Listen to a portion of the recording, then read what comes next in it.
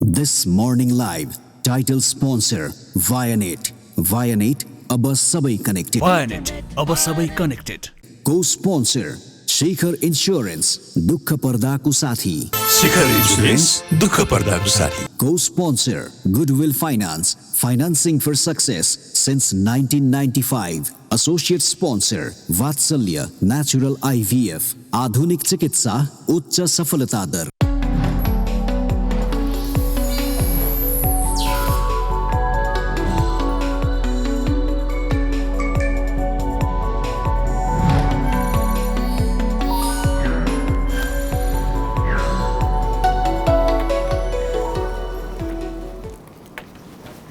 नमस्कार, सुप्रभात र यो चिसो चिसो झरिलो पानी परेको बिहानीमा हामीहरूको सेटतर्फबाट सदिक्षाको र मेरो फेरि पनि न्यानो अभिवादन र वायनेट प्रेजेन्ट्स दिस मर्निङ लाइभमा आज यहाँलाई हामीले स्वागत गर्न चाह्यौँ. Also Sadiksha, how is your morning? Good. My morning could have been better if it wasn't raining भन् जस्तो लाग्छ मलाई. तर अब it was inevitable हैन. हिजो नै धेरैजनाले दिउँसै ओहो भोलि पर्सि त अब एकदम पानी पर्ने देखाइरहेको छ भनेर सबैजनालाई थाहा थियो.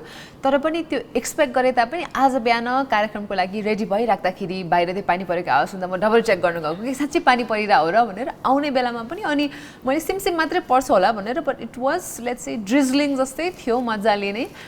तर त्यसको मतलब चाहिँ अब झन् मौसम चिसो हुने होला भन्ने अब एक्सपेक्टेसन छ. आज बाहिर निस्किँदै हुनुहुन्छ, निस्किन पर्दैन भने चाहिँ घरभित्रै बस्नुहोस् रमाइलो गरेर होइन. तर निस्किनु पर्छ भने चाहिँ न्यानो लुगा लगाएर निस्किनु होला. एकदमै साताको मिड विक छ, पक्कै पनि कामको लागि बाहिर त निस्किनु पर्छ पनि होला. फेरि पनि सदिक्षा तिमीले भनेको जस्तो साँच्चीकै यो मिड पुस नै हो त भनेको जस्तो भयो, किनकि माघे झरी भनेर त हामीले सुनि पनि राखेका थियौँ. तर पनि चाहे त्यो पानी परोस्, चाहे घाम लागोस्, चाहे स्नो परोस्, विच अलि हिमाली भेगमा बाहेक त्यति पर्दैन, अथवा लोकल हाम्रो उपत्यका नजिकै पनि पर्छ. तर पनि दिनचर्या सुरु गर्नु नै पर्यो. दिनचर्या सुरु गर्ने कुरा गर्नु पर्दाखेरि आजको दिन स्टार्ट हुन त हामीहरूको 6:30 बजे भइसकेको छ. तर पनि सूर्योदय भने 6:53 हुनेछ. त्यस्तै गरेर सूर्यास्त साँझ 5:17 हुनेछ. आजको दिन पनि रेगुलर जस्तो हामीले धेरै खबरहरू लिएर यहाँहरू सामु उपस्थित भएका छौँ र खबर भन्ने क्रममा अब सुरु गर्ने हो सदिक्षा. डेफिनेटली हामीले यो न्युजलाई फलो गरेको ग्यालेक्सी दिस मर्निङमा पनि धेरै समय भइसक्यो. लाइसेन्सको कुरा हामी गर्दैछौँ होइन. अब यो लाइसेन्स चाहिँ फाइनली हाम्रो कार्ड चाहिँ नेपाल आइपुगेको छ. अब नेपालमा नै छाप्ने प्रक्रिया पनि सुरु हुन्छ. तर अलिकति यसो हेर्दाखेरि चाहिँ लगभग 7 लाखजना मानिसहरू कुरिरहेका छन् दिदी लाइसेन्स लिनको लागि. नेपालमा एउटै मात्र लाइसेन्स छाप्ने मसिन रहेछ. त्यसले दिनको 10,000 म्याक्सिमम छाप्छ. भन्नुको मतलब 7 लाख छाप्नको लागि त त्यही एउटा मसिनले पनि लगभग हामीलाई 70 डेज त चाहियो. त्यो गर्दाखेरि 2-2.5 महिना त त्यही भयो, अझै कुर्नु पर्ने कि. सो कहिले पाउने त? अनि प्लस एभ्री डे थपिराख्नु भएको छ. सबैभन्दा पहिला त लाइसेन्स यदि यहाँले स्मार्ट लाइसेन्स लिने सोच बनाउनु भएको छ भने प्रतीक्षा गर्नलाई पनि पक्कै पनि यहाँ रेडी हुनु नै पर्छ. तिम्रो स्मार्ट लाइसेन्स छ? मेरो चाहिँ त्यही भर्खर आउने बेलामा जुन यो 1 वर्ष लगाएर दिएको थियो नि, म पनि त्यति बेलै परेको थिएँ. म पनि त्यही वर्गमा नै पर्छु. र फेरि अर्को एउटा कुरा चाहिँ अर्को हामीले देखेको जुन ट्राफिकहरूलाई पछि हुन सक्ने समस्या भनेको यो ट्राफिक यो स्मार्ट लाइसेन्स जाँच गर्ने मसिन पनि एकदमै कम होइन. र एकदम कम मात्रामा मात्रै त्यसले चेक गर्न सक्ने हुनाले चाहिँ अब यहाँहरूलाई थाहा नै छ कि जब अथेन्टिक ड्राइभर्स लाइसेन्स लिइँदैन, उहाँहरूले राम्ररी जाँच पास गरेर ट्रायल पास गरेर लाइसेन्स लिनुभएको छैन भने त्यस्ता व्यक्तिहरू सवारी साधन जब चलाउनुहुन्छ सडकमा दुर्घटनाको चान्सेसहरू एकदमै हुन्छ. मैले एकदमै याद गरेको कुरा चाहिँ यदि के अरे नक्कली र सक्कली छुट्याउन सकिएन, त्यस्तो पक्रिन सकिएन भने त यसले झन् कति धेरै नक्कली लाइसेन्सहरू निम्ति आउँछ होला सदिक्षा. एकदमै दिदी, म आफै पनि परेको छु यसमा चाहिँ एकचोटि होइन. बाटोमा हतार जाँदाखेरि चाहिँ मलाई पनि रोकेर, यो लगभग 2 वर्ष जस्तो अगाडिकै प्री कोभिड टाइम्सको कुरा गर्दैछु, त्यति बेला लाइसेन्स चेक गर्दाखेरि मेरो त सक्कली नै हो. मैले एकदमै प्रपर पास गरेर स्मार्ट लाइसेन्स लिँदाखेरि इभन ट्राफिक पुलिसहरूलाई पनि यो डबल चेक गर्नु परेको थियो कि उहाँहरूले कहाँबाट लिनुभएको कस्तो भनेर सोध्नु भएको छ. त्यति बेला चाहिँ यो लाइसेन्स स्मार्ट लाइसेन्स स्पेसली सक्कली हो कि नक्कली हो जाँच चाहिँ भइरहेको छ. अहिले जुन बेला चाहिँ आई थिङ्क एकदमै चेक गर्नुपर्ने अवस्था छ, किनभने मान्छेहरू desperation leads to all kinds of inventions होइन. अनि धेरै कुराहरू बनाउनु खोज्नुहुन्छ मानिसहरूले. यति बेला झन् जाँच पडताल चाहिँ गर्नुपर्ने जस्तो लाग्छ. त्यही त मैले अघि पनि भनेकी थिएँ, जम्मा 75 वटा मात्र यस्ता मसिन मेसिन्सहरू रहेछन् जसले चाहिँ यी स्मार्ट लाइसेन्सहरू चेक गर्न सक्छन् रे सदीक्षा। अब यो भनिसकेपछि त गाह्रो त ट्राफिकहरूलाई पनि निकै नै गाह्रो हुन्छ, यसलाई कसरी नियन्त्रण भन्ने कुरा, कसरी नियन्त्रण गर्ने भन्ने कुरा पनि निकै नै गाह्रो पनि हुन्छ।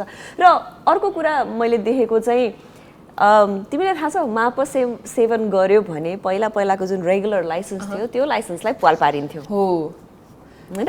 5वटासम्म पाल पार्यो भने चाहिँ लाइसेन्सै खारिज होइन त? होइन, 5वटासम्म पाल पर्दाखेरि लाइसेन्स खारिज हुन्थ्यो भने तब अहिले आएर यो स्मार्ट लाइसेन्सलाई चाहिँ पाल पार्न मिल्दैन भनेपछि यो पनि त अब त रेकर्डमा त राख्न मिल्छ होला सिन्स होइन त्यो यो त रिड गर्न मिल्ने भइसकेपछि। फेरि पनि एउटा लास्ट कुरा मलाई भन्नु मन लागेको, राज्यले जहिले पनि कुनै नियम नीति लिएर आउँछ नि त्यसलाई अगाडि कसरी बढाउने भन्ने कुरामा किन पहिले होमवर्क गरेर आउँदैन होइन? अब फेरि पनि मेसिन रिडेबल हामीले के अरे त्यो इलेक्ट्रोनिक ई पासपोर्ट भनेर कुराकानी गरिरहेका छौँ। मलाई चाहिँ के छ भने हाम्रो कार्यक्रममा फेरि ई पासपोर्टको बारेमा पनि यसरी नै कुराकानी गर्न नपरोस्, पहिले अलिकति होमवर्क अलिकति रिसर्च गरेर आयौँ भने राम्रो कुरा गर्दै हुनुहुन्छ यहाँहरूले, तर इम्प्लिमेन्टेसनको पाटोमा पनि अलिकति होमवर्क गरौँ न है। हो त, एकदमै सही कुरा भन्नुभयो दिदीले। अब लाइसेन्स छपाई चाहिँ नेपालमा नै सुरु भइरहेछ भन्ने यो राम्रो समाचार पछि अब तपाईँहरूको अझै अलिकति पर्खिनु चाहिँ पर्छ, तर काम चाहिँ सुरु भइसक्यो है भन्दै। अर्को कुरा चाहिँ मैले एकदमै स्ट्यागरिङ नम्बर्स पनि देखेको कि दिदी, जस्तै अब हामीले यो स्टेरलाइजेसनको कुराकानी गर्नु पर्दाखेरि चाहिँ होइन हाम्रो अगाडि आएको नम्बर्सले चाहिँ म पनि छक्क परेको कि एक त अब स्टेरलाइजेसन एउटा सर्ट अफ फ्यामिली प्लानिङको पनि एउटा माध्यम भयो होइन, तर अब फिमेल स्टेरलाइजेसन चाहिँ पर्मानेन्ट स्टेरलाइजेसन चाहिँ बढी के मेल भन्दा, जबकि male sterilization is much more faster effective and safer. यो हुँदै पनि अझै फिमेल पर्मानेन्ट स्टेरलाइजेसन चाहिँ बढी सङ्ख्यामा हुने रहेछ होइन। यो कस्तो रहेछ भने यो स्थायी बन्ध्याकरण सम्बन्धी चाहिँ अनेक भ्रमका कारण जहिले पनि महिलाहरू नै धेरै स्थायी बन्ध्याकरण गरेका रहेछन् सदीक्षा। 16,390 मध्ये लगभग 78 या 79% नै महिला छन् भने बाँकी जम्मा 21% मात्रै पुरुषहरू छन्। तिमीले भनि नै पनि हाल्यौ महिला यतिकै पनि प्रजनन सेवाबाट जानुपर्ने हुन्छ, त्यही महिलाले बच्चाहरू जन्माउनु पर्ने हुन्छ, अलरेडी आफ्नो शरीर अलिकति डिटोरिएट कुनै न कुनै हिसाबले भइसकेको हुन्छ। अन टप अफ द्याट यो चाहिँ अब के भन्छ पितृसत्तात्मक देश अथवा पुरुष प्रधान देश भनेको चाहिँ यही नै होला, नत्र भने त एउटा सबै चिज बाँडौँ भन्ने कुरामा अलिकति भार ब्याउरौँ भन्ने कुरामा त यो सबै चिज देखिसकेपछि त्यसरी प्रजनन थ्रु गइसक्यो, तिमी बच्चा भइसक्यो यतिवटा, तिमीलाई पनि गाह्रो होला भनिसकेपछि त यो त आफैले बुझेर गर्नुपर्ने चिज हो। तर यो नम्बर हेर्दाखेरि चाहिँ कुरा जति ठुलो गरे पनि रियालिटी के रहेछ त भनेर चाहिँ पक्कै पनि थाहा हुन्छ सदीक्षा। एकदमै दिदी, आई थिङ्क यसले नेपालमा मात्रै नभइकन यो चाहिँ विश्वभरि अरू देशहरूमा पनि यस्तै सिमिलर नम्बर्स देखिँदो रहेछ कि भेसेक्टमी गर्ने पुरुषहरूको सङ्ख्या चाहिँ एकदमै कम, तर हाम्रो यो ट्युब टाई गरेर आई थिङ्क ट्युबल लिगेसन जुन भनिन्छ फिमेल पर्मानेन्ट स्टेरलाइजेसन त्यो गर्ने सङ्ख्या चाहिँ बढी हुँदो रहेछ। अब यो विभिन्न कारणले गर्दाखेरि यहाँले भने जस्तै यो पितृसत्ता भएको कारणले गर्दाखेरि पनि अलिकति फ्यामिली प्रेसरको कारणले होस् अथवा होइन ठिकै छ वुमेनहरूले जहिले पनि अलिकति मोर सर्ट अफ गिभिङ मै गरिदिन्छु त्यही नै हो कि प्रब्लम, अरूलाई ब्लेमै गर्न मिल्दैन। कस्तो भने ठिकै छ अब युजुअली चाहिँ कस्तो हुन्छ भने आफूले सन्तान जन्माउने क्रममा आफूले चाहेका सन्तान जस्तै 2टा अथवा 3टा सन्तान जन्मिसकेपछि त्यही प्रक्रियामै स्थानीय बन्ध्याकरण चाहिँ महिलाहरूले म यस थ्रु गइरहेको छु सानो सानो एउटा अपरेसन हो भनेर गर्नुहुन्छ। तर यो चाहिँ आफूले पनि मैले यति गरिसकेँ भन्नुपर्छ। आई थिङ्क कहीँ कतै हामी आफू पनि टु ब्लेम छौँ कि जस्तो पनि लाग्छ सदीक्षा। डेफिनेटली आई थिङ्क यो कुरा हामीले यहाँलाई इन्फर्मेसन मात्रै दिन खोजेको यस्तो यस्तो रहेछ नम्बर्स भनेर, त्यो कारणले पनि अब मेथड त is individuals choice at the end of the day होइन, तर परिवारमा एउटा कपल्समा पनि स्पेसली डिसिजन लिनुपर्छ भने प्रोज एन्ड कन्स दुवैको अलिकति नापेर को अलिकति मोर हेल्थियर साइड हुनुहुन्छ जसलाई चाहिँ यसको इफेक्टहरू कम पर्न सक्छ यस्तो जाँच पडताल गरेर मात्रै चाहिँ अगाडि बढ्नुहोस्। यो नम्बर्सहरू होपफुली हामी यति धेरै इक्विटी र इक्वालिटीको कुरा गर्दैछौँ यो सेक्टरमा पनि हामीले देख्न पाऊँ एकदमै। र यो कुरा भन्दै गर्दाखेरि फेरि स्थायी बन्ध्याकरण गर्ने यो गर्ने क्रम चाहिँ अहिले एकदमै घट्दै गइ पनि रहेको छ। र फेरि पनि हामीले यो कसैलाई राम्रो नराम्रो केही भन्न खोजेको होइन, खालि नम्बर एन्ड फ्याक्ट्स सरसर्ती हेर्दाखेरि अलिकति लौ बराबर भएको भए पनि त सहज हुन्थ्यो होला नि महिलालाई भन्ने हामी दुवैजना वुमेन भएको भएर एउटा सिम्पल स्टेटमेन्ट मात्रै टपिक मात्रै निकालेको स्टेटमेन्ट मात्रै हामीले दिएको। अब यही नम्बर्सहरू सँगसँगै हामी कोभिड अपडेटतर्फ पनि लागौँ सरिता दिदी? Please please.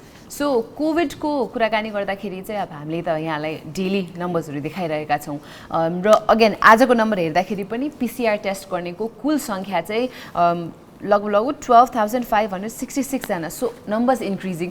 धेरैजनाले चाहिँ यो अब विभिन्न कारणले गर्दाखेरि पनि टेस्ट बढाइराख्नु भएको जस्तो पनि लाग्छ होइन।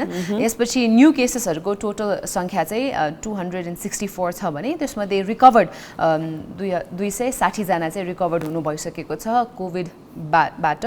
सँगसँगै हिजो कोभिडको कारण मृत्यु हुनेको सङ्ख्या चाहिँ 2 रहेको थियो भने अहिले एक्टिभ केसेस लगभग 4,910 जति रहेका छन्।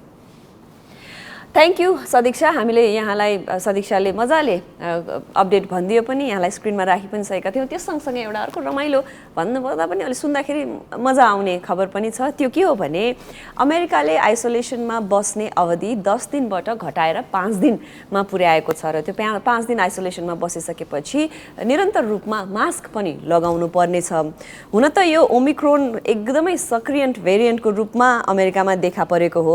पछिल्लो साता नै दैनिक 2 लाख भन्दा बढी संक्रमितहरू पुष्टि भएको भए तापनि यो आई गेस एकदम फेटल चाहिँ नभएको कारणले गर्दाखेरि यसलाई अलिकति रिल्याक्स्ड रूपमा अथवा यो आइसोलेसनलाई चाहिँ अलिकति रिल्याक्स रूपमा अगाडि बढाउने देखिएको चाहिँ रहेछ।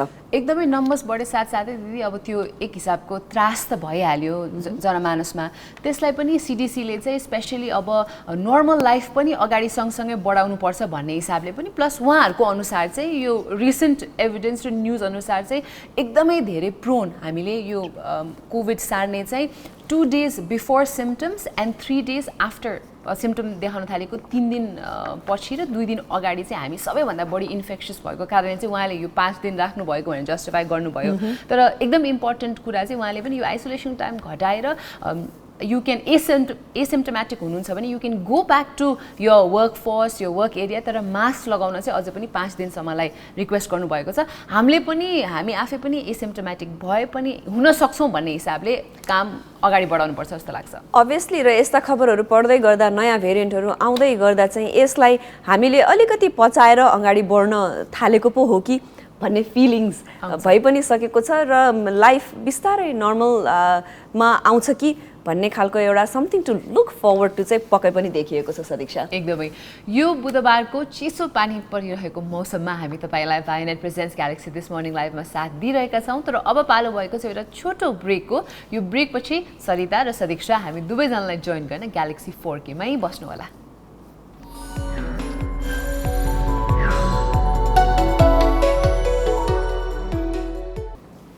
यो छोटो बिठो ब्रेक पछि फेरि पनि चिसो चिसो बिहानीमा वायनेट प्रेजेन्ट्स दिस मर्निङ लाइभमा सदीक्षाको र मेरो तर्फबाट यहाँलाई न्यानो न्यानो अभिवादन गर्दै हामीले कार्यक्रम त 6:30 बजे सुरु गरिसकेका थियौँ।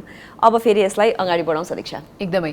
अब हामी तपाईँलाई लान चाहन्छौँ अराउन्ड द वर्ल्ड, विश्वभरि के कस्ता घटनाहरू भइरहेका छन् भन्ने बारे जानकारी दिन र गाडीहरूको कुरा हामी गर्दैछौँ होइन।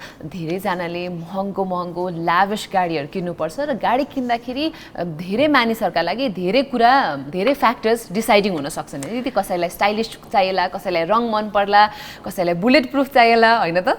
एकदमै यी सबै कुरा सुन्दाखेरि यो एउटा त मलाई पनि चाहियो, हुन त सिक्युरिटी थ्रेट केही पनि नभए पनि मलाई पनि चाहियो भन्ने खालको के भन्छ फिलिङ्स के अरे आइरहेछ। त्यो त सबैलाई आउँछ नै पनि होला। सदीक्षा 19 करोड कति लाख टु बी प्रिसाइज्ड, हाराहारी 19 करोड भनौँ न, 19 करोडको नयाँ बुलेट प्रुफ मर्सिडिज मेब्याक S650 नामक मोटर कसले भर्खरै खरिदेको के अरे किनेको छ ल भन त। अब नरेन्द्र मोदीले किन्नु भएको छ त्यो गाडी, उहाँले चलाउन लाग्नु खरिद भनेर तिमीले हिन्ट पायो कि क्या हो? डेफिनेटली अब यस्तो उहाँको यो मर्सिडिजको होइन मेब्याक S650 यो गाडी चाहिँ अब तपाईँले भनिहाल्नु भयो, हामीले कुरा गरिहाल्यौँ होइन, बुलेट प्रुफ एक भयो। त्यो मात्रै नभइकन अब 15 किलोसम्मको TNT विस्फोट हुँदाखेरि पनि यो गाडीलाई केही नहुने कुरा चाहिँ आएको छ। त्यस्तै गरेर AK-47 को गोली छिर्दैन रहेछ अनि यसमा कुनै त्यो ग्यासहरू यस्तो केहीहरू विस्फोटन भयो भने केही फरक पर्दैन रहेछ। त्यो मात्र होइन सदीक्षा, पङ्चर पनि हुँदैन रहेछ। हेर न, पङ्चर भए पनि अगाडि चढ्ने, पङ्चर भए पनि इफेक्ट नहुने भएपछि त पङ्चर नभएकै भन्नु पर्यो, सरी पनि भयो। हो डेफिनेटली।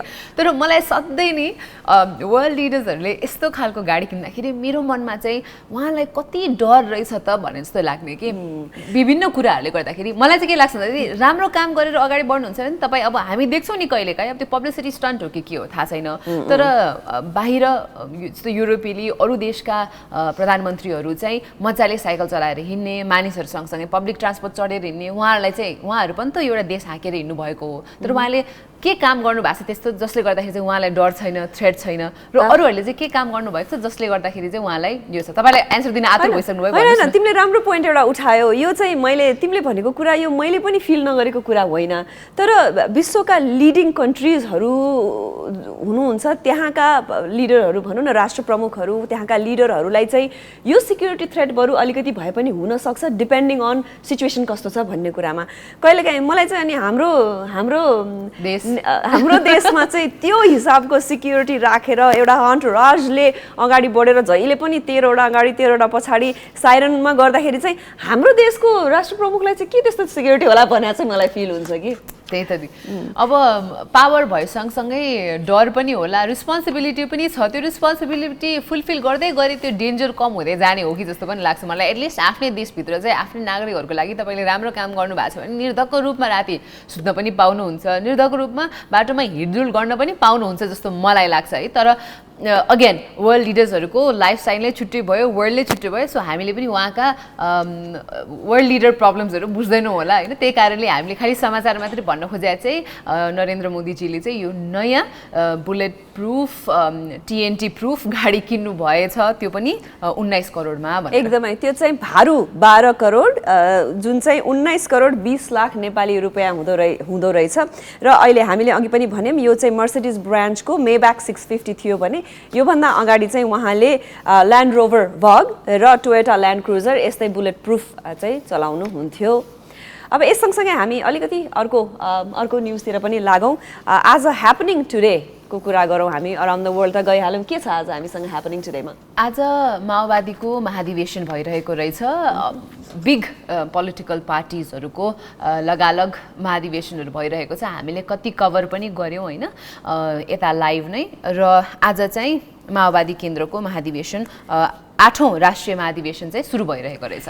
एकदमै सदीक्षा, हामीले तिमीले भनेको जस्तै विभिन्न पार्टीहरूको महाधिवेशनको बारेमा जानकारी दियौँ, त्यस्तै गरेर लाइभ रिपोर्टरहरूसँग उहाँहरू जहाँ हुनुहुन्थ्यो त्यही स्थानबाट यहाँहरूसँग कुराकानी पनि गरायौँ भने अहिले नेकपा माओवादी केन्द्रको 8औं राष्ट्रिय महाधिवेशन आजदेखि बन्द सत्र 1 बजेदेखि सुरु हुन गइरहेको छ। र यसमा धेरैजनाको इन्भल्भमेन्ट छ। जहिले पनि मलाई चाहिँ अब दशकौँदेखि यही पार्टीका अध्यक्ष रहनुभएका पुष्पकमल दाहाल ज्यू नै फेरि पनि अध्यक्ष हुनुहुन्छ भन्ने नै आङ्कलन गरिएको छ। भनिसकेपछि वाट इज न्यू त? तर अब नयाँ नेतृत्व चयन गर्नुपर्छ अथवा चयन हुनेछ भन्ने हिसाबको समाचारहरू पनि हामी सुनिरहेका छौँ होइन। तर एउटा ब्रेथ अफ फ्रेस एयर चाहिँ एकदमै चाहिएको छ। एउटा स्ट्रङ लिडरसिप, यङ लिडरसिप पनि चाहिएको छ। अब विगत केही अरू पोलिटिकल पार्टिजका महाधिवेशन हेर्दाखेरि चाहिँ हामी कुनै एक्साइटेड भयौँ, नयाँ लिडर्सहरू आउनुभयो, कुनै चाहिँ सेम ओल्ड लिडर्सहरू हुँदाखेरि अलिकति हतोत्साहित पनि भयौँ। तर हेरौँ आजको यो माओवादीको महाधिवेशनले चाहिँ कस्ता नयाँ युवा पुस्तालाई ह्यान्डओभर गरिनेछ कि सेम एक्सपिरियन्स्ड ओल्ड लिडर्सहरूले नै अगाडि बढाउनुहुन्छ त हेरौँ। हैन, फेरि यो पार्टीसँग संलग्न धेरै युवा पुस्ताहरूको धेरैजनाको रगत पसिना बगेको, धेरैजनाले आफ्नो देशको लागि भनेर ज्यानको बलिदान दिएको पनि हुनाले हुन त हरेक पोलिटिकल पार्टीका लिडर्सहरूसँग यो रेस्पोन्सिबिलिटी हुन्छ। तर केही चेन्ज र देशले मागेको जस्तो गरेर देखाउनु पर्ने चाहिँ उहाँहरूको एउटा रेस्पोन्सिबिलिटी चाहिँ पक्कै पनि छ सदीक्षा। डेफिनेटली। अर्को ह्यापनिङ टुडे एकदमै रमाइलो छ आज, टिकटक डे हो आज। यो चाहिँ तपाईँको एप टिकटक होइन कि घडीको टिकटकवाला डे हो यो चाहिँ होइन। आज डिसेम्बर 29 नै एनुअली यो टिकटक डे मनाइन्छ। यो किन भन्दा अब घडीको टिकटक सुनेपछि तपाईँलाई के लाग्छ त? ल हतरपतर काम गर्नु पर्यो जस्तो लाग्छ।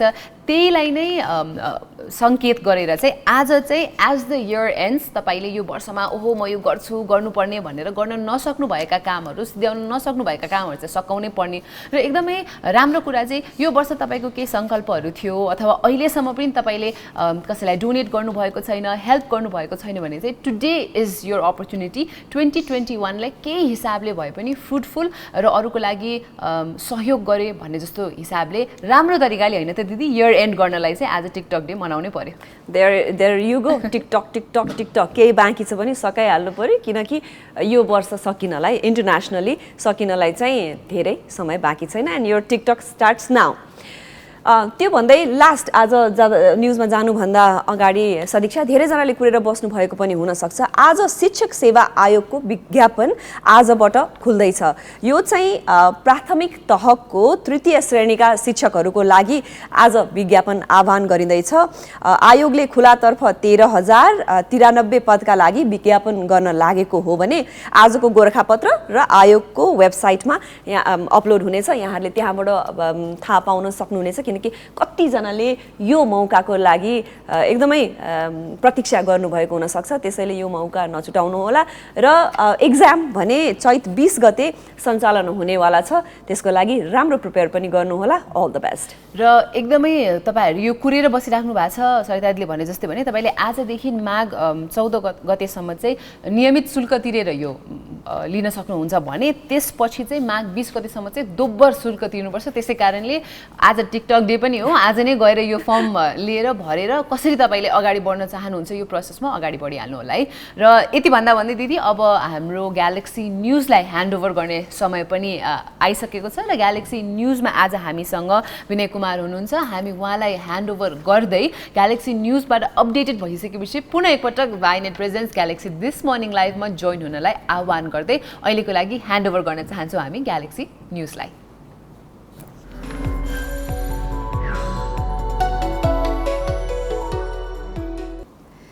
ग्यालेक्सी न्युज र यो छोटो ब्रेकपछि वायनेट प्रेजेन्स दिस मर्निङ लाइभमा यहाँहरूलाई पुनः स्वागत छ अघि न्युजमा जानुभन्दा अगाडि सदिक्षा हामीले भनेका थियौँ कि न्युजपछि हामी हाम्रा अतिथिसँग आउनेछौँ भनेर र त्यो बाचा हामीले पुरा गरिसकेका छौँ हामीसँग हाम्रा अतिथि आइ पनि सक्नुभएको छ हजुर हामीसँग आज को अतिथि हुनुहुन्छ भन्ने बारे हामीले उहाँको इन्ट्रोडक्सन भिडियो एउटा तयार पारेका छौँ सोही इन्ट्रोडक्सन भिडियो मार्फत आजका हाम्रा अतिथि यहाँहरू सबै सामु हामी इन्ट्रोड्युस गर्न चाहन्छौँ त्यसै कारणले हेरौँ उहाँको बारेमा तयार पारिएको यो इन्ट्रोडक्सन भिडियो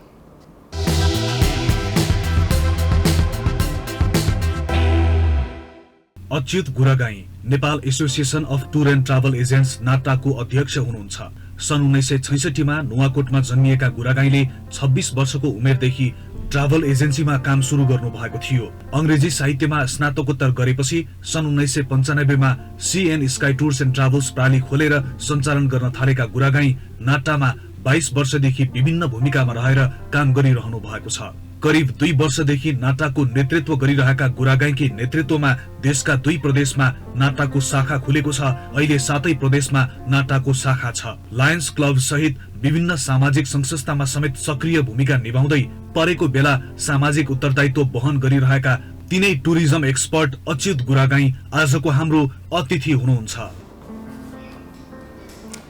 हो नाटाका अध्यक्ष अच्युत गुरागाईजी आज हामी माझ हुनुहुन्छ अच्युतजी यहाँलाई कार्यक्रममा धेरै धेरै स्वागत नमस्कार अनि धेरै धेरै धन्यवाद समय छोटो छ सोध्न पर्ने प्रश्नहरू धेरै प्रश्न सोधि नै हालौँ है हजुर प्लिज यहाँ जब अध्यक्ष बनेर आफ्नो कार्यकाल सुरु गर्नुभयो हजुर त्यसपछि नेपाल त के संसारै एक हिसाबले ठप्प भएको जस्तो भयो हजुर र आजको दिनसम्म आइपुग्दाखेरि के छ कहाँ छौँ हामी सर्वप्रथम त म ग्यालेक्सी के4 टेलिभिजनलाई धन्यवाद दिन चाहन्छु र त्यो सरप्राइजिङ भिडियो देखेँ कति छिटो कसरी चाहिँ नि कति प्रोफेसनल्ली गरेको यसमा म एकदमै इम्प्रेस भएँ मुरी धन्यवाद जहाँसम्म कोभिडको कारणले हामी कहाँ छौँ भन्ने कुरा यहाँले सोध्नुभयो अहिले हामी चाहिँ नि अझै पनि मेरो पर्सनल कुरा गर्ने हो भने व्यक्तिगत रूपमा मैले भन्ने हो भने वी आर स्टिल पोजिटिभ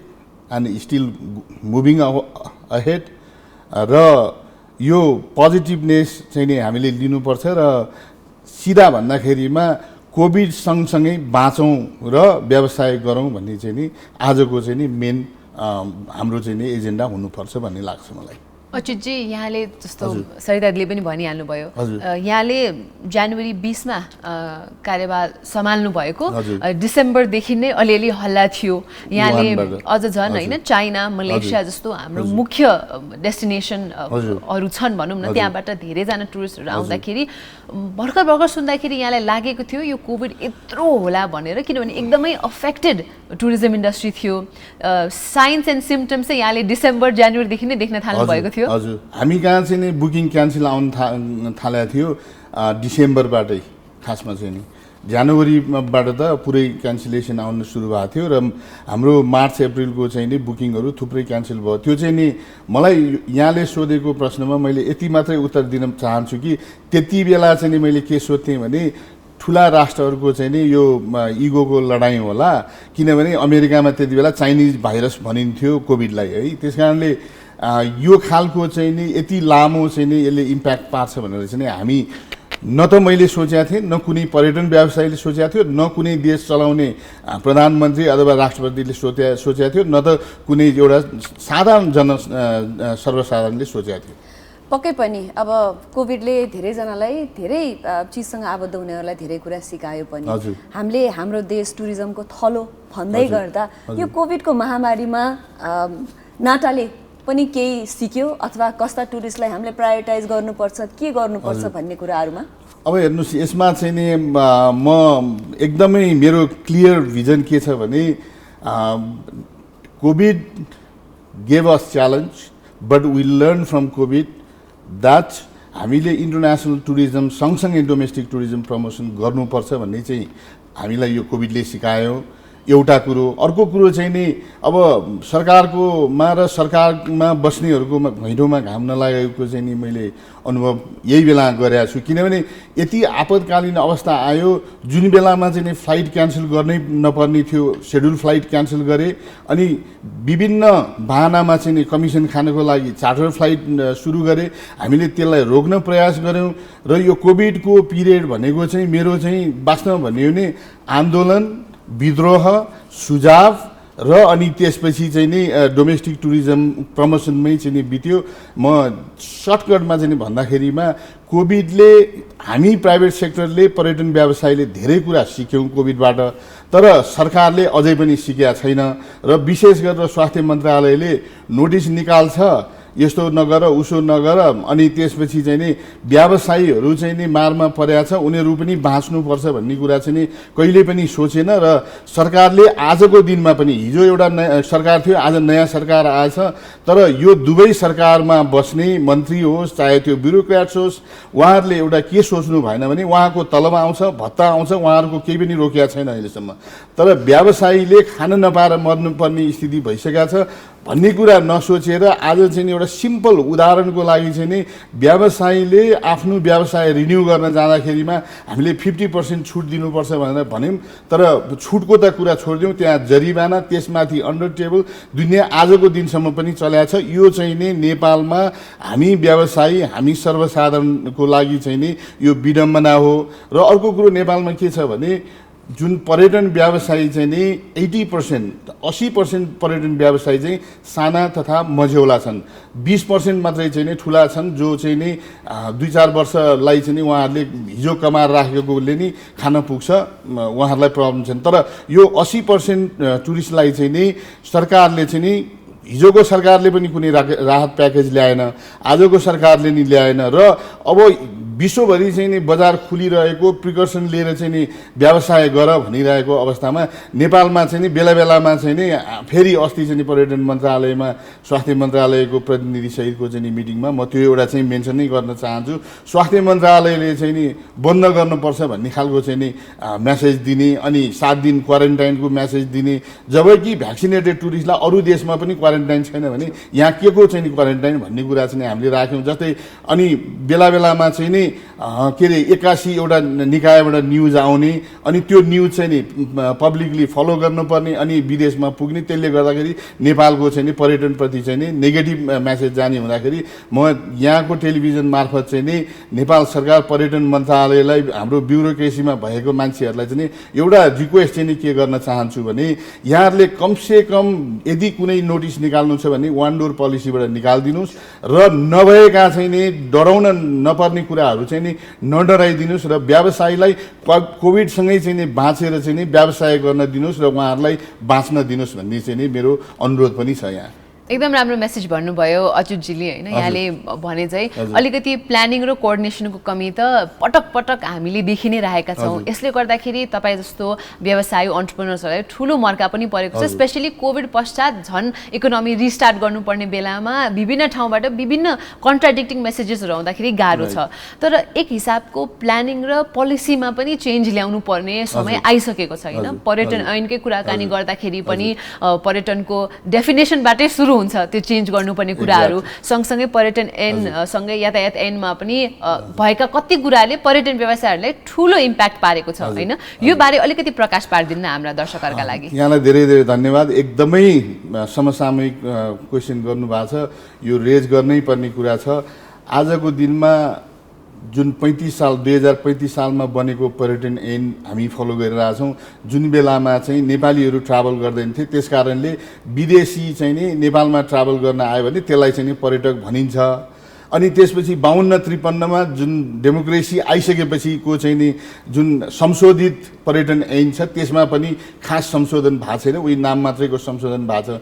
र हामीले चाहिँ नि बारम्बार उठाएको कुरा के हो भने अब चाहिँ नि पर्यटन ऐन के अरे परिवर्तन हुनुपर्छ र समय सापेक्ष हुनुपर्छ र इन्टरनेसनल लेभलको चाहिँ पर्यटन ऐन हुनुपर्छ। भन्दाखेरि के भने पर्यटन ऐनमा विदेशीलाई मात्रै पर्यटक भनिन्छ भने आउँदाखेरि अब के भन्नुपर्छ भने स्वदेशी तथा विदेशी एक ठाउँबाट अर्को ठाउँमा जानेलाई पर्यटक भन्नुपर्छ। एउटा कुरो त्यो। अर्को कुरो चाहिँ नि यहाँले उठाएकै कुरामा यातायात ऐनमा पनि के अरे तुरुन्तै चाहिँ संशोधन गर्नुपर्ने के छ भने यातायात ऐनमा चाहिँ हरियो प्लेटका गाडीमा चाहिँ विदेशी मात्रै चढ्ने हो, नेपाली चढ्न पाइँदैन भनेर ल्याएको छ।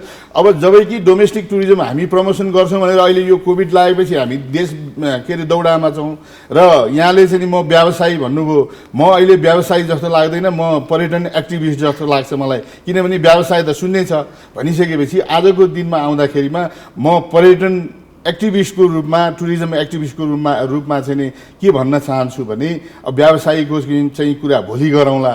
कमसेकम सरकारले पर्यटन ऐन र यातायात ऐन के अरे तुरुन्तै त्यो फेरि ड्राफ्ट भइसकेको छ। हामी प्राइभेट सेक्टर नै बसेर मन्त्रालयमै बसेर ड्राफ्ट भएर के अरे कानुन मन्त्रालयमा पुगेको छ। त्यो केही अक्षर केही भाषा शुद्धिकरण गरेर तुरुन्तै फर्काएर ल्याएर चाहिँ नि क्याबिनेटमा लगेर पास गर्दाखेरिमा हुने खालको छ। हामी प्राइभेट सेक्टरले पनि सर्वस्वीकार्य गरेर चाहिँ नि त्यो चाहिँ नि पर्यटन ऐन बनाएको छ। र अहिले अर्को एउटा समस्या यहाँले उठाएको बेलामा म भनिहाल्छु, हाम्रो चाहिँ नि व्यवसायी चाहिँ सबै काठमाडौँमा धेरै जस्तो पर्यटन व्यवसायीको, तर प्रदेश 3 को चाहिँ नि हेडक्वार्टर हेटौडामा अहिले पर्यटन व्यवसायीहरूलाई रिन्यू गर्ने दस्तुर तिर्ने चाहिँ नि हात्तीवनमा एउटा पर्यटन कार्यालय भनेर खोलेको छ उहाँ ललितपुरमा, जुन ठाउँमा जान र आउनलाई चाहिँ दिनभरि लाग्छ।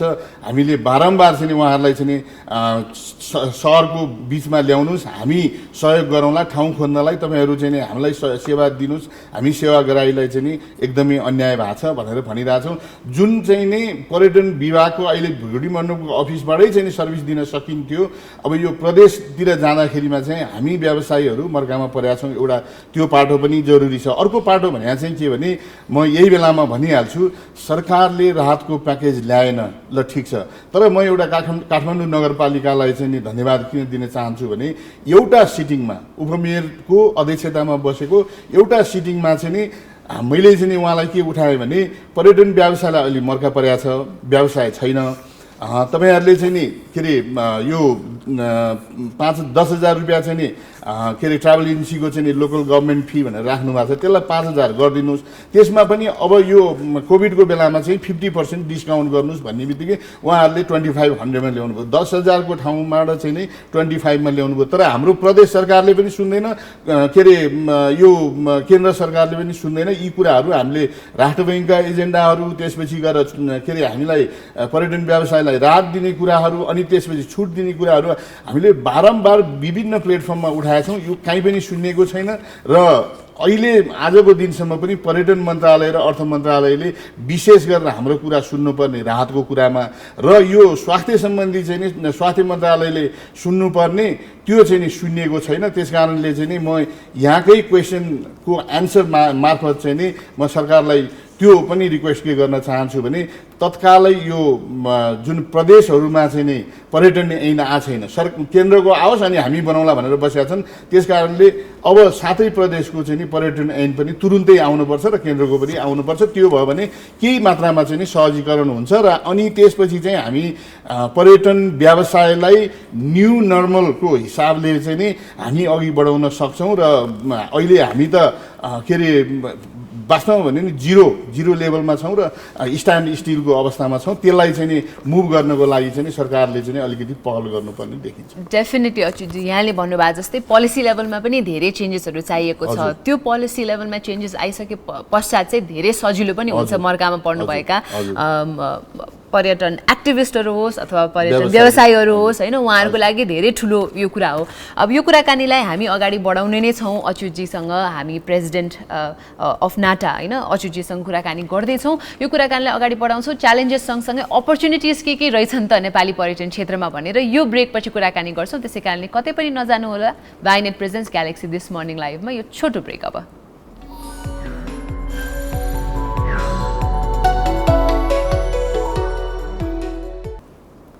ब्रेकपछि पुनः स्वागत छ वाइनेट प्रेजेन्स दिस मर्निङ लाइभमा। हामी नाटाका अध्यक्ष अच्युत गुरागाईज्यूसँग कुराकानी गर्दैथ्यौँ।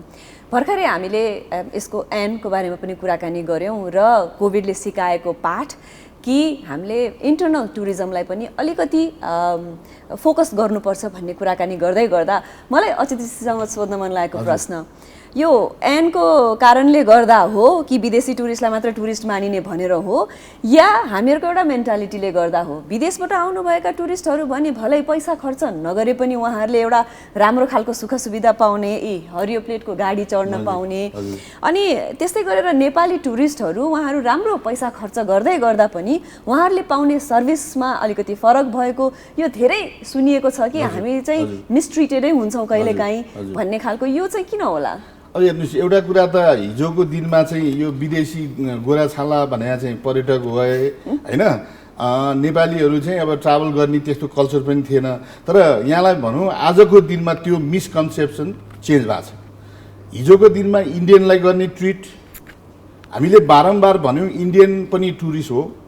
इन्डियनले अहिले अरू विदेशी पर्यटकले भन्दा बढी पैसा खर्च गर्छन्। त्यस कारणले इन्डियनलाई गर्ने चाहिँ नि एटिट्युड, त्यो बोर्डरबाट आउने पर्यटक जुन इन्डियनलाई 4 ठाउँमा चेकिङ गरिन्छ। एउटा इमिग्रेसन, कस्टम, पुलिस अनि आर्म पुलिस, अनि त्यहाँ चाहिँ नि असुल उपर पनि गरिन्छ भन्दाखेरिमा त्यस्ता खालका मिसकन्सेप्सन चाहिँ नि हटाउनुपर्छ।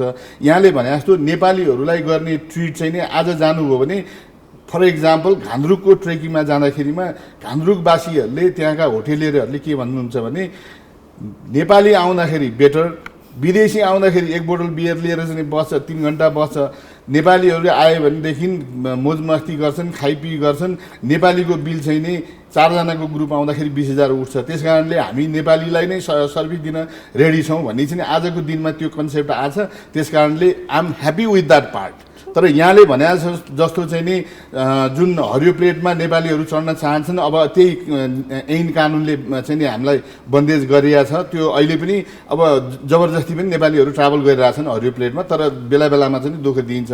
अब अर्को एउटा कुरा चाहिँ नि यहाँले जुन उठाएको एजेन्डा छ, यो एजेन्डामा चाहिँ हामीले मात्रै गरेर हुँदैन। आजका दिनसम्म जति पनि पर्यटनमा विकास भएको छ प्राइभेट सेक्टरले नै गर्दाखेरि हो।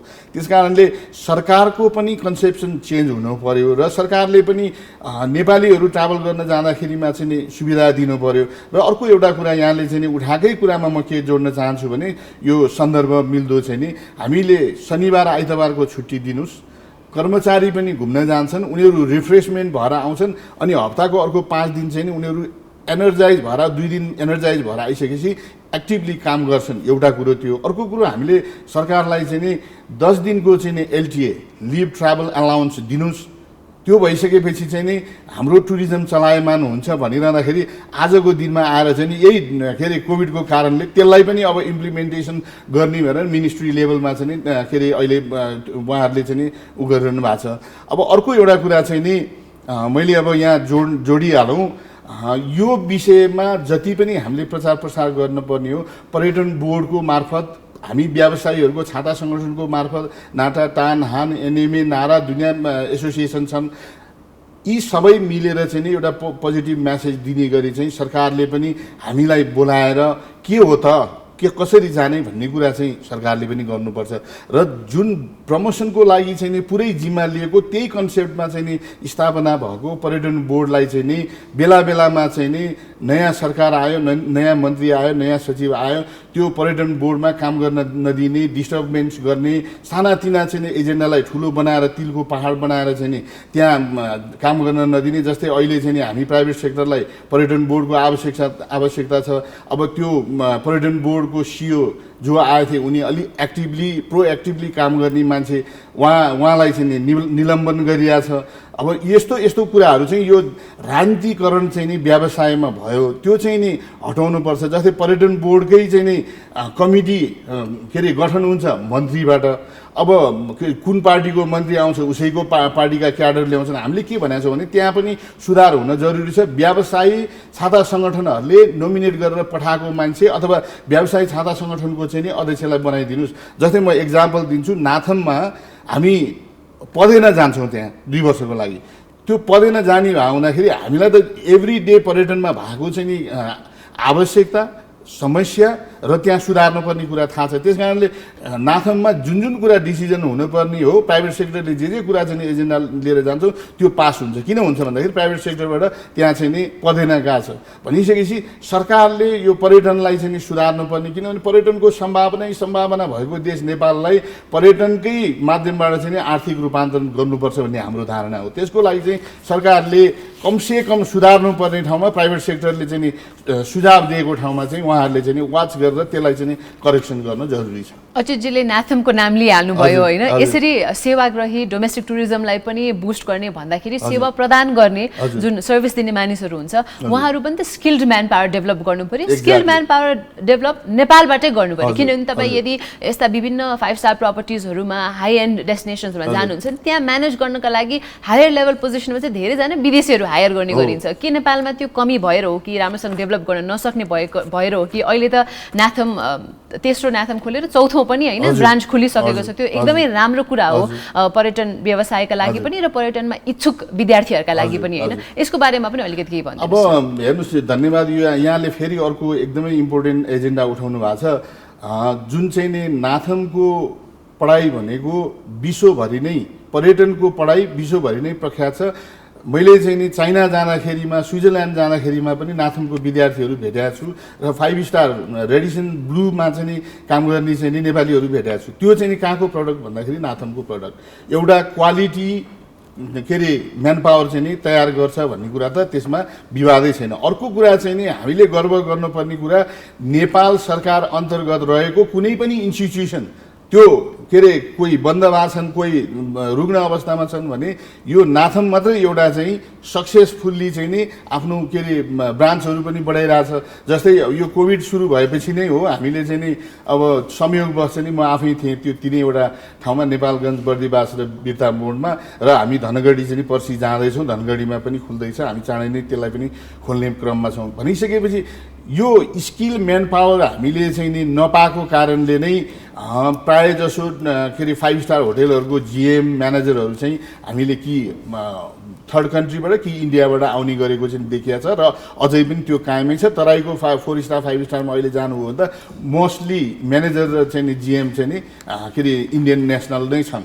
त्यस कारणले अब हामीले यस्तो खालको चाहिँ नि एकदम पपुलर के अरे राम्रो क्वालिटी एजुकेसन दिने र कम्पेरिटिभली प्राइभेट सेक्टरको चाहिँ नि कलेजहरूभन्दा सस्तो पनि र अहिले डिग्रीसम्म मास्टरसम्म हुन्छ नाथममा। त्यस कारण यसलाई चाहिँ नि राम्रोसँग लगेर हामीले चाहिँ नि स्किल म्यान पावर देशभित्रै उत्पादन गऱ्यौँ भने अनि त्यसपछि चाहिँ नि विदेशीहरूको चाहिँ नि जुन हामीलाई जुन आवश्यकता चाहिँ नि कम हुँदै जान्छ र नेपालीहरूले चाहिँ नि गल्फमा काम गर्न जानुको सट्टा चाहिँ काठमाडौँ नेपालमै काम गर्न पायो भने त्यो सजिलो हुन्छ। र अर्को एउटा थपिहालौँ, हामीले चाहिँ अब टार्गेट गर्ने भनेको यो कोभिडले सिकाएको पाठअनुसार चाहिँ हाम्रो टार्गेट मार्केट चाहिँ चाइना र इन्डिया नै हो र त्यहाँ चाहिँ हाई एन्ड टुरिस्ट हामीले त्यहाँका ल्याउन सकेका छैनौँ। त्यसलाई ल्याउने चाहिँ वातावरण बनाउनको लागि चाहिँ हामीले तराईमा पनि के अरे स्किल म्यान पावर तयार गर्ने र अब हिल स्टेसनको चाहिँ कन्सेप्ट अनुसार हिल स्टेसनमा ठुलो खालको चाहिँ रिसोर्टहरू चाहिँ बनाउनुपर्छ। कमसेकम सरकारले जग्गा दिएर त्यहाँ चाहिँ नि सडक पानी बिजुली पुर्याइदिएर चाहिँ नि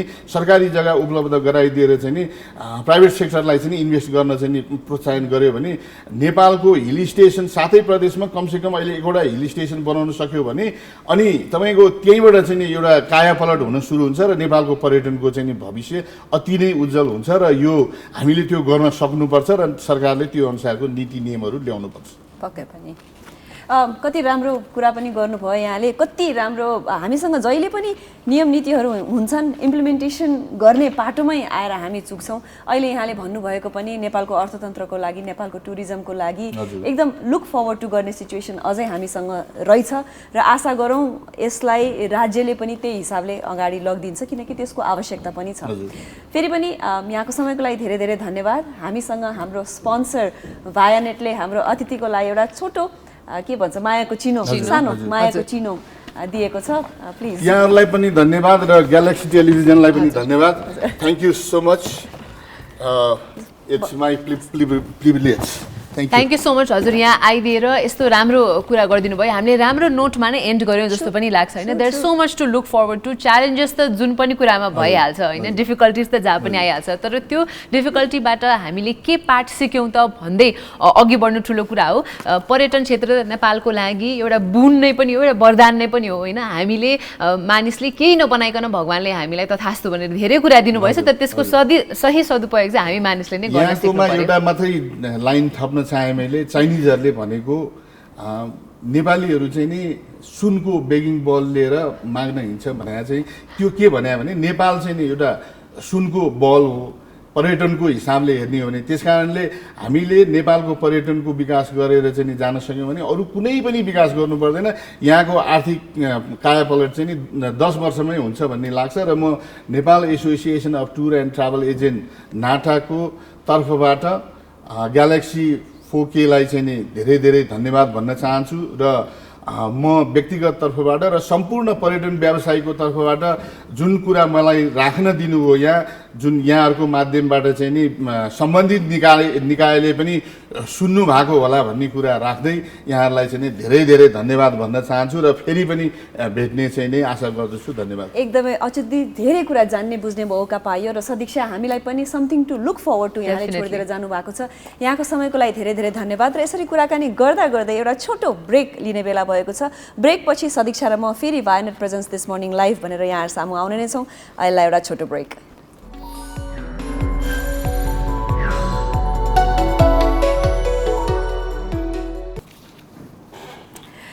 अतिथिसँगको यो रमाइलो कुराकानी पछि र एउटा छोटो ब्रेक पछि फेरि भायानेट प्रेजेन्स दिस मर्निङ लाइभमा सदीक्षा र म आइपुगिसकेका छौँ। सदीक्षा, कति धेरै कुरा थाहा पनि पाइयो, कति आफ्ना तिता कुराहरू पनि थाहा पाइयो भने यति हुँदै पनि फ्युचर चाहिँ छ है। हो एकदमै दिदी। आई थिङ्क यसरी हामीले एभ्री टाइम गेस्टहरूसँग इन्टरेक्ट गर्दा हामीलाई पनि र दर्शकहरूलाई पनि त्यही कुरा थाहा पाउने कि उहाँको पर्टिकुलर इन्डस्ट्रीको बारेमा के भइरहेछ, कस्तो भइरहेछ, स्पेसली टुरिज्म इन्डस्ट्री त भन्नु न होइन। अझ पर्यटनको डेफिनेसन त विदेशी मात्रै रहेछ भनेर मै छक्क परिरहेको छु यहाँ होइन। अलिकति अफेन्डेड पनि तर ढिलै सिके पनि ढिलै भए पनि घैटोमा घाम लाग्यो र अब चाहिँ डोमेस्टिक इन्टरनल टुरिज्म पनि ठुलो योगदान पुर्याउन सक्ने क्षेत्र हो भनेर बुझ्नुभयो भने त्यही नै ठुलो कुरा भयो, त्यही नै राम्रो कुरा भयो। एकदमै यो भयो फ्युचरमा अब हामी कसरी अगाडि बढ्छौँ भन्ने कुरा सँगसँगै अलिकति हामी हिस्ट्रीतिर पनि लागौँ। हामीहरूको एरा अझ हामीभन्दा अगाडिको एरा, इभन हामीभन्दा आउने एराले पनि लेजेन्ड्सहरूको कुराकानी त गर्छन् नै। मलाई बिहानदेखि आज भन्ने, हुन त मैले जुन गीत गाएँ भने पनि पानको पातको ट्युनिङ सुनिन्छ अरे सदिक्षा, होइन? तर यो सङ आज मलाई बिहानदेखि दिमागमा आइरहेको थियो। किन रहेछ भनेको मैले बल्ल पो थाहा पाएँ। किन रहेछ त भन त। अब रिलेटेड टु द एक्टर नै होला होइन, एकदम फेमस। मैले भन्दाखेरि चाहिँ ट्विङ्कल खन्नाको ड्याडी भनेर भने होइन। मलाई सरिता दिदी यो होइन, सरिता दिदी यो अक्षय कुमारको वाइफको ड्याड हो राजेश खन्नालाई, द लेजेन्डरी राजेश खन्नालाई। आई गेस द्याट्स द जेनेरेसनको कुरा पनि होला। उहाँ आफ्नो जमानाको एकदमै स्टार, सुपर डुपर स्टार हुनुहुन्थ्यो पनि, र नेपालीहरूले चाहिँ धेरै जस्तो उहाँलाई चाहिँ नेपाली लुक छ भनेर पनि धेरै मन पराउने गर्थे। उहाँलाई धेरैले त्यो भन्नुहुन्थ्यो अरे, आई डोन्ट नो। तर उहाँ एक्टर, डिरेक्टर, पछि गएर पोलिटिसियन पनि हुनुभयो। के भन्ने 1960s को त उहाँ एकदमै जल्दो बल्दो हँस्दिने हुनुहुन्थ्यो। एकदमै 1942 मा आजकै दिन जन्मिनु भएका राजेश खन्नालाई a very very happy birthday. र तपाईँले भन्नुभयो दिदी उहाँको त त्यो जमानामा उहाँ एकदम पपुलर भएर हुन्छ नि 1981 देखि 1989 सम्म त उहाँले 70 लाख पर मुभी चार्ज गर्नुहुन्थ्यो अरे। त्यति बेला त that was a massive amount नि त। एकदमै। आजको दिन हामीले उहाँलाई उहाँको जन्मदिन भनेर सम्झिन चाह्यौँ, तर उहाँका फ्यानहरूलाई जुलाई 2012 मा चाहिँ उहाँको 18 जुलाई 18 मा उहाँको मृत्यु पनि भएको थियो। फेरि पनि उहाँको जन्मदिन आज मात्र होइन, धेरै वर्षपछि पनि उहाँका फ्यानहरूले सम्झिनेछन्। डेफिनेटली। अब बलिउड सुपरस्टार सँगसँगै हलिउड सुपरस्टार एकजनाको पनि बर्थडे भएको छ। The oh so good looking Jude लको आज बर्थडे रहेको छ। उहाँको अनुहार सम्झिने बित्तिकै मेरो मुखमा पनि यस्तो ठुलो स्माइल आउँछ, बिकज जुड ल इज अ ग्रेट एक्टर। उहाँ चाहिँ इङ्ग्लिस एक्टर, डिरेक्टर हुनुहुन्छ, प्रोड्युसर पनि हुनुहुन्छ। 1972 आजकै दिन उहाँको जन्म भएको थियो। उहाँलाई पनि भेरी भेरी ह्याप्पी बर्थडे भन्न चाहन्छौँ हामी। र उहाँ पनि दिदी शर्लक होम मुभीमा पनि स्टार गर्नुभएको छ, सँगसँगै 2019 को मार्वल मुभी क्याप्टन मार्वलमा पनि स्टार गर्नुभएको छ। एकदमै गुड लुकिङ भनौँ न actor. Sadiksha was talking about him behind of air पनि कुराकानी भइ नै रहेको थियो। फेरि पनि सदिक्षा उहाँको नेटवर्थ $75 million रहेको छ, and he is turning 49 years old today. So from our set to you, happy birthday to you, Jude Law. Definitely. अब यो बर्थडे विश सँगसँगै हामी एउटा छोटो ब्रेकतर्फ जाँदैछौँ र यो ब्रेकपछि पुनः आउनुहोला। हामी TML स्पोर्ट्स लिएर हाजिर हुनेछौँ वाइनेट प्रेजेन्ट्स ग्यालेक्सी दिस मर्निङ लाइभमा यो ब्रेकपछि।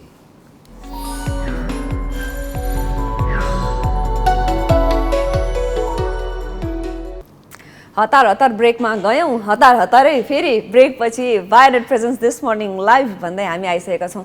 हामीसँग जहिले पनि गर्नुपर्ने सुनाउनु पर्ने कुरा यति धेरै हुन्छ कि सदिक्षा 2.5 घन्टा 2 घन्टाको समय पनि नपुगेको जस्तो नपुग्ने। एकदमै हाम्रो यो 6:30 to 8:30 को समय त यस्तो छिटो जान्छ हामीलाई पत्तै लाग्दैन। त्यही भएर फटाफट अब हामी TML स्पोर्ट्सतर्फ पनि लाग्न चाहन्छौँ। हामीले कम्प्लिट स्पोर्ट्स अपडेटको रूपमा TML स्पोर्ट्सलाई लिइरहेका छौँ र भलिबल, महिला भलिबलको कुराकानी सुरु गरौँ। शुभ समाचारबाट सुरु गरौँ। नेपाली महिला भलिबल टोलीले चाहिँ एउटा विजय भएको छ। AVC Asian central John volleyball चाहिँ च्याम्पियनसिप चाहिँ महिलातर्फ नेपालले जितेको छ। एकदमै राम्रो खेल प्रदर्शन गर्दै हिजो भएको फाइनल्समा चाहिँ नेपाल विजयी बनेको छ दिदी। एकदमै सदिक्षा, हिजो बङ्गलादेशको राजधानी ढाकामा यो फाइनल गेम भएको थियो। यो भिडन्तमा उज्बेकिस्तानलाई 3-2 को सेटमा पराजित गर्दै नेपालले उपाधि विजेता भएको छ। र यो रमाइलो कुरा के हो भने यो पहिलो पटक होइन, 2 वर्ष अगाडि पनि यस्तै गरेर वुमेन्स भलिबल टिमले नेपाललाई उपाधि उपलब्ध गराएको थियो। This is really a proud moment for all of us. अर्को प्राउड मोमेन्ट नेपाललाई छिट्टै 2022 मा हुन गइरहेको छ, जब नेपालले चाहिँ दक्षिण एसियाली महिला भलिबल च्याम्पियनसिप नेपालमा आयोजना गर्ने भएको घोषणा गर्नुभएको छ। अब यसको डेट्सहरू चाहिँ फाइनल भइसकेको छैन, तर पनि यत्रो ठुलो रिजनल च्याम्पियनसिप त्यो पनि महिला भलिबल नेपालमा हुने भइसकेपछि चाहिँ खुसीको कुरा पनि हो। भर्खरै टिमले जितेर पनि आएको छ दिदी। मैले नेपालमा हुनुभयो भने हामी त हेर्न जानै पर्छ है। होइन अभियसली, र मलाई छ नि यो निर्णय लिनुको पछाडि लगातार 2 वर्ष अगाडि पनि र अहिले पनि यसरी विजेता भएको कारणले नै नेपाललाई चाहिँ यो भलिबल गेमको लागि छानिएको हो कि भन्ने चाहिँ मैले चाहिँ गेस्टिमेट गरिराखेको थिएँ कि। डेफिनेटली अब यो राम्रो कुरा साथसाथै अब 2022 मा कहिले डेट अनाउन्स हुन्छ त्यति बेला हामी पनि हाम्रो समय स्केड्युल मिलाएर डेफिनेटली हामी जानेछौँ। तपाईँहरू पनि हाम्रो नेपाली भलिबल वुमेन टिमलाई सपोर्ट गर्नलाई चाहिँ आउनु होला त्यति बेला। एकदमै। सदीक्षा, खेल भन्न बित्तिकै तिमीलाई के 2टा कुरा याद आउँछ? प्लेयर्स, ओके, अनि मनी। मलाई चाहिँ खेल भन्न बित्तिकै हार र जित 2टा कुरा याद आउँछ है। तर तिमीले भनेको पनि एकदमै राइट हो, players and money that you cannot avoid होइन। कन्टेन्टमै जान पाइनँ म, मलाई हाँस उठेर। बट खेल भन्न बित्तिकै हार र जित 2टा कुरा याद आउँछ मलाई। जितको कुरा त हामीले गऱ्यौँ नै, त्यस्तै गरेर जितको कुरा गर्दाखेरि जति रमाइलो र उत्सुक भइन्छ, हारको कुरा गर्नुपर्दा अझ त्यसमा पनि आफ्नो देशका खेलाडीहरू अर्को मैदानमा गएर हार बेहोर्नु पर्दाखेरि दुःख त पक्कै पनि हुन्छ नै, तर जितको खेल सँगसँगै हारको पनि खबर हामीले यहाँलाई सुनाउनु त पर्छ नै। डेफिनेटली दी। ACC अन्डर-19 क्रिकेट एसिया कप क्रिकेटको हामी कुराकानी गर्दैछौँ। टिम नेपाल चाहिँ समूह बीबाट बाहिरिएको छ। हिजो भएको म्याचमा पनि नेपाल हारेपछि चाहिँ अब हाम्रो एसिया कप क्रिकेटको यो भनौँ न जर्नी चाहिँ यही समाप्त भएको छ। राम्रो प्रदर्शन गरे तापनि नेपालले अब उत्कृष्ट प्रदर्शन गर्न सकेन। अनि गेममा भनेको त जहिले पनि आफ्नो बेस्ट फर्म बेस्ट पर्फर्मेन्स दिनै पर्छ, त्यसरी मात्रै हामी अगाडि बढ्न सक्छौँ। तर पनि अब यो दुवै समूहबाट भएका विजेताहरूको चाहिँ अब छिटै नै फाइनल्स पनि हुँदैछ। एकदमै सदीक्षा। र आजको गेमको कुरा गर्नुपर्दा अलिकति इङ्ग्लिस प्रिमियर लिगतिर हामी लागौँ। आज 1:15 बजे चेल्सी र ब्रिङटनको खेल छ भने त्यस्तै गरेर बिहान 2 बजे ब्रेन्टफोर्ड भर्सेस म्यान्चेस्टर सिटीको गेम छ। यो नेपाली टाइममा तपाईँहरू गेम फुटबल लभर्सहरूले पक्कै पनि हेर्नुहुन्छ होला।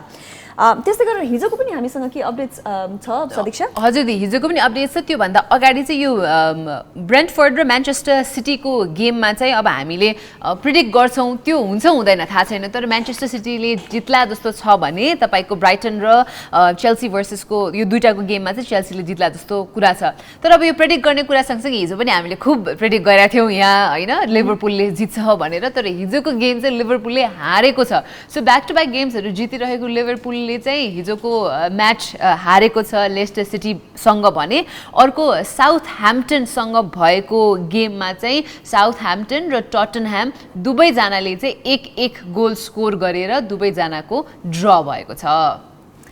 आज कुराकानी हुन त लगातार अब अलिकति प्रसङ्ग बदले, मैले तिमीले स्पोर्ट्सको अपडेट्सहरू दियो सदीक्षा। अब बिस्तारै कार्यक्रमको अन्त्यतिर जाने बेला पनि भएको छ। हिजो र आज लगातार तिमीले र मैले सो होस्ट पनि गरिरहेका छौँ। त्यस्तै गरेर होला कन्टेन्ट पनि अलिकति वुमेन सेन्ट्रिक भएको हो कि होइन, नट इन्टेन्सनली, किनकि आजको कोट पनि अमेरिकाकी best New York Times best selling author Marie Forleo को छ। उनले कस्तो राम्रो कुरा भनेकी छिन्, त्यो हामीले स्क्रिनमा पनि राख्छौँ यहाँहरूको लागि। एकचोटि म पढिहालौँ है त। And this is so applicable to all of us. हामी जो कोहीले पढिरहेछौँ हामी सबैलाई एप्लिकेबल हुन्छ। हामी जहिले पनि राइट टाइम भनेर कुरेर बस्छौँ के, तर उहाँले के भन्नुहुन्छ भने नि, the key to success is to start before you are ready. थाहा नपाइकन हामीले केही कुरा गऱ्यौँ भने चाहिँ त्यो स्टार्ट गरिसकेपछि चाहिँ हामीलाई सक्सेसफुल हुन धेरै सजिलो हुन्छ। र उहाँको नाम मरी फोर्लियो थियो है, मैले अघि के भने अर्कै भन्नुभयो, त्यो चाहिँ भन्नु भएन भनौँ होइन। डेफिनेटली उहाँले भन्नुभएको कुरा चाहिँ सिम्पल डे टु डे एक्टिभिटिजमा पनि लागु हुन्छ होइन। अब हामी कार्यक्रमको लागि बिहान आउनु बित्तिकै अलिकति 5 मिनट 2 मिनट समय ठिक भएको छैन, अलिकति अझै टाइम छ भनेर कुरिरहँदाखेरि चाहिँ कहिले पनि त्यो राइट टाइम आउँदा पनि आउँदैन, कहिले रेडी पनि भइँदैन। स्पेसली झन् अब यो डिसेम्बर एन्डतर्फ पुग्यो, जनवरी 1 2022 मा त ओहो यो कुरा सुरु गर्छु त्यो कुरा सुरु गर्छु, टु डु लिस्ट रेजोल्युसन्स त टनाटन बनिरहेको छ होला। तर तपाईँ जनवरी 1 नै किन कुर्नुहुन्छ? राम्रो ह्याबिट्स सुरु गर्न लाग्नु भएको छ, नराम्रो ह्याबिट्स छोड्न लाग्नु भएको छ भने त डिसेम्बर 30, 31 आजैबाट किन छोड्नु राइट होइन, आजैबाट किन सुरु गर्नु राइट होइन? Now Exactly. अनि कस्तो हुँदो रहेछ यो चाहिँ तिमीले पनि रिलेट गर्न सक्छौ होला जहिले पनि लाइफको अलिकति ठुलो डिसिसन गर्ने भयो भने चाहिँ म यो हुन्छ अनि गर्छु भनेर हामी राइट टाइम कुरिन्छ चाहे त्यो विवाहको लागि होस् चाहे आफ्नो सन्तानको लागि होस् या कुनै करियर स्टार्ट गर्नलाई होस् या बुक लेख्छु भन्नलाई होस् राइट टाइम कुर्यौँ भने चाहिँ that right time will never com because that right time is right now at this moment. Definitely. And with this quote which says the key to success is to start before you're ready भन्ने quote सँगसँगै आज यहाँहरूको दिन पनि शुभ रहोस् भनेर हामी भन्न चाहन्छौँ entire galaxy this morning live टिमको तर्फबाट। बाहिर पानी परिरहेको छ सिमसिम होला अहिले पनि, त्यसै कारणले आज न्यानो लुगा लगाएर न्यानो साथ बस्नु होला, मौसम परिवर्तन भइसँगसँगै स्वास्थ्यको पनि ख्याल राख्नु होला भन्दै हामी दुई पनि बिदा माग्न चाहन्छौँ यो सेटबाट। भोलि अवश्य पनि तपाईँहरूलाई फेरि कोही न कोही हामी वेलकम गर्न आइहाल्छौँ, न्युज अपडेट्स दिन आइहाल्छौँ, इन्फोटेनमेन्ट दिन आइहाल्छौँ। So till then, have a great day, take care and bye by.